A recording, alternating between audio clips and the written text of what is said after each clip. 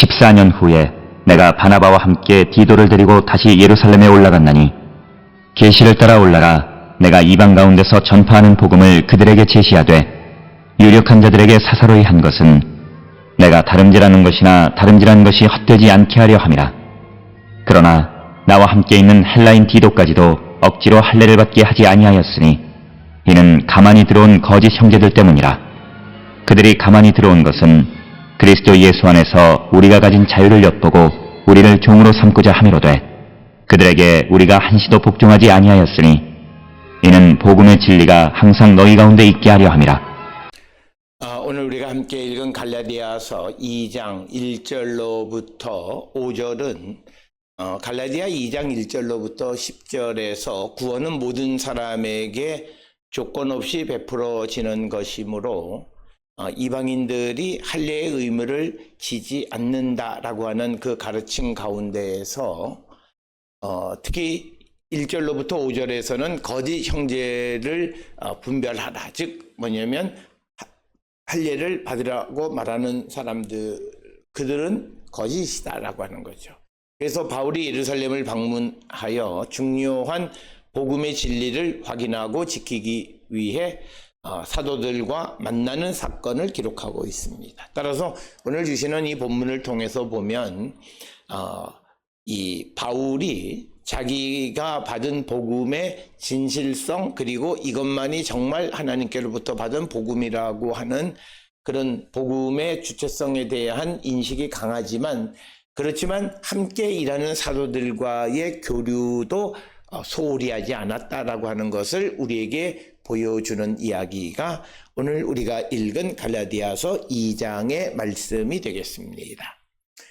특별히 오늘 주시는 본문의 1절에 14년 후에 내가 바나바와 함께 디도를 데리고 다시 예루살렘에 올라가나니 계시를 따라 올라가 내가 이방 가운데에서 전파하는 복음을 그들에게 제시하되 유력한 자들에게 사사로이 한 것은 내가 다름질하는 것이나 다름질한 것이 헛되지 않게 하려 함이라. 그래서 1, 2절, 특히 1절에서는 14년 후에 바울이 바나바 디도를 데리고 예루살렘을 방문했다 이렇게 기록하고 있는데, 문제는 14년 후라고 하는 그 14년 후의 기준이 언제인가에 대해서 여러 가지 설명이 가능한데, 이것에 대해서 바울이 처음 예루살렘을 방문했던 갈라디아서 1장 18절 이후 14년이다 이렇게 이해하기도 하고, 혹은 바울이 회심한 후 14년이 지난 후에 라고 이렇게 두 가지로 이해할 수 있습니다.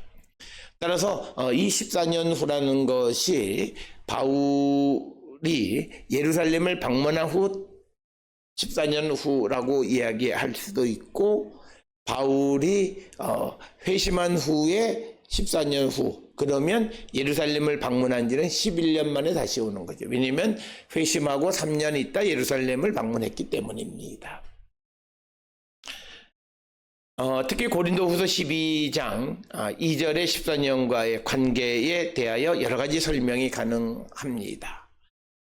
그래서 어떤 이들은 갈라디아서 2장 1절과 고린도후서 12장 2절의 14년은 우연의 일치이지 이것을 서로 연결시킬 이유는 없다 이렇게 설명하는 사람들도 있습니다.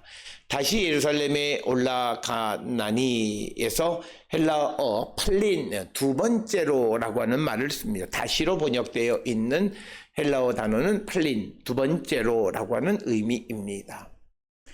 그렇지만 본문에서 바울은 어디서 예루살렘으로 갔는지를 언급하지 않고 있지만 아마도 시리아와 길리기아의 영토에 있는 안디옥일 가능성이 가장 높다 이렇게 이야기합니다.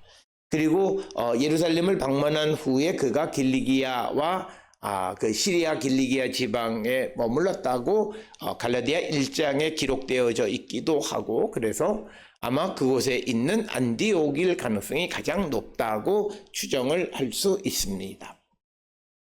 같이 갔던 바나바는 사도행전 11장 25, 26절에 의하면 안디옥 교회에서 바울과 함께 일했던 동역자로 기록되어져 있습니다.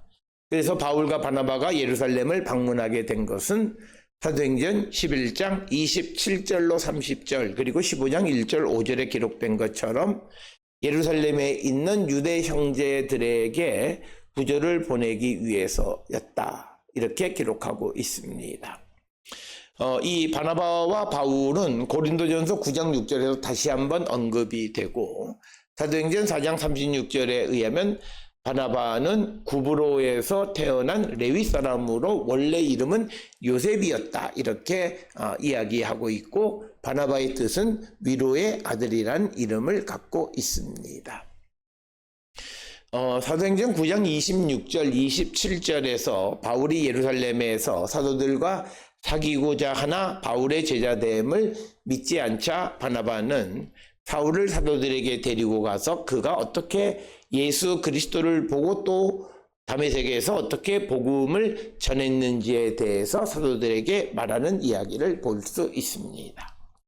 또 사도행전 11장 22절로 30절에서 바울은 안디옥 교회에 의하여 예루살렘 교회를 돕도록 바나바와 함께 보냄을 받기도 합니다.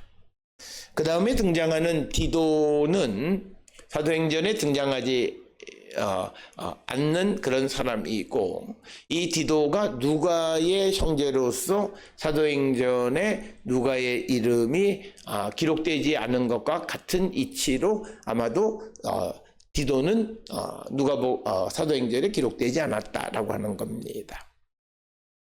그래서 2절에서 바울은 자신이 계시에 의해서 예루살렘에 올라가서 자신이 이방 가운데 전하는 복음을 예루살렘에 제시했다라고 말하고 있습니다.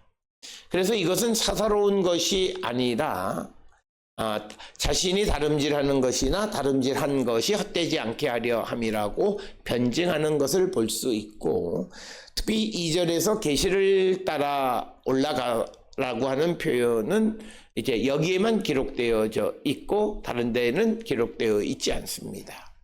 또 복음을 그들에게 제시하되에서 복음은 십자가에 달렸다 부활하신 예수님에 관한 것으로 바울이 이방인들에게 전했던 것을 유대인들에게도 그들의 신앙의 대상으로 전했다라는 그런 의미가 되겠습니다. 또 본문에 등장하는 2절의 유력한 자에게 사사로이 한 것은 이라고 하는 것은 평판에 있는 자들에게 바울이 이방 사람들의 평판에 있는 자들에게 복음을 전할 때 사용했던 용어를 그대로 사용한 것은 이런 의미가 됩니다.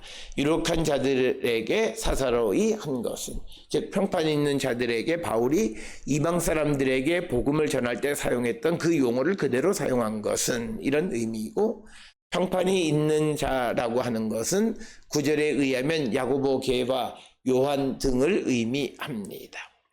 이 표현이 담고 있는 의도는 바울은 예루살렘 교회 사람들의 권위에 의존하는 것이 아니라 바울은 예루살렘 공동체로부터 독립된 존재임을 보여주고 있습니다. 따라서 바울과 바나바가 예루살렘 공동체 지도자를 만난 것은 사사로운 만남이었다. 이렇게 이야기하면서 3절에 그러나 나와 함께 있는 헬라인 디도까지도 억지로 할례를 받게 하지 아니하였으니 그래서 바울은 자신과 함께 일하는 그리스 사람 디도를 억지로 할례받게 하지는 않았다라고 하는 겁니다.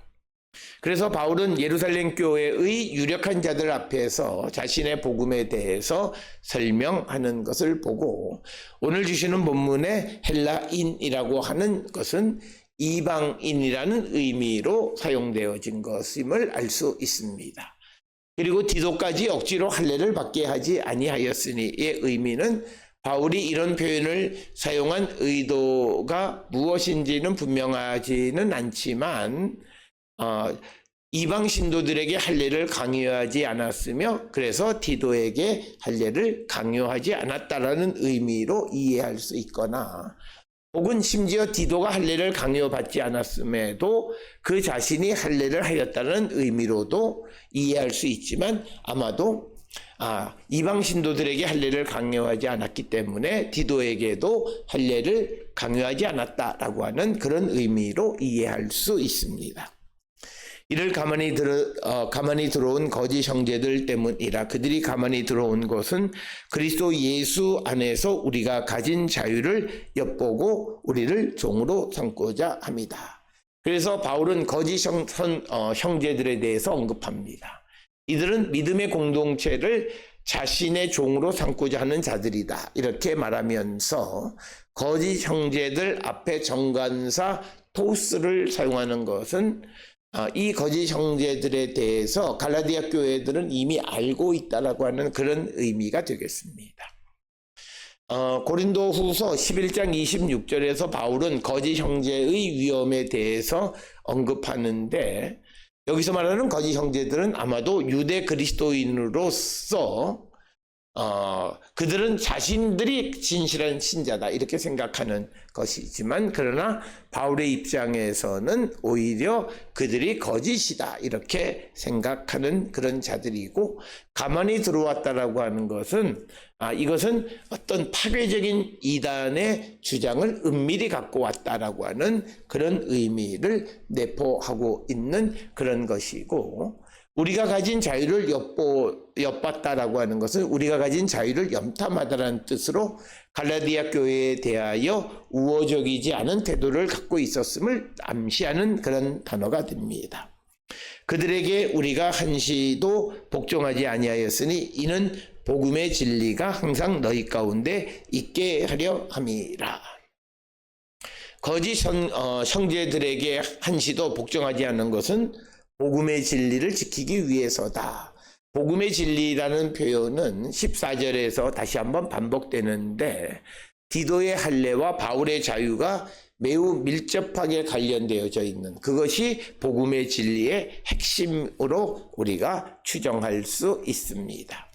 따라서 오늘 주시는 갈라디아서 2장 1절로 5절을 통해서 무엇보다도 복음의 보편성과 자유를 언급하고 있고, 그리고 또 하나 강조하고 있는 것은 바울은 복음의 진리를 수호하는 삶을 살았다라고 하는 것. 그리고 또 바울이 예루살렘 교회를 찾아가는 것을 보면서 교회의 일치와 협력을 중요하게 여겼음을 우리에게 보여주는 그런 말씀이 되겠습니다. 오늘 주시는 말씀을 통해 우리도 복음의 진리를 갖고 있는 자로서 이런 삶을 살기로 결단하는 우리가 될 수 있기를 주의 이름으로 축원합니다.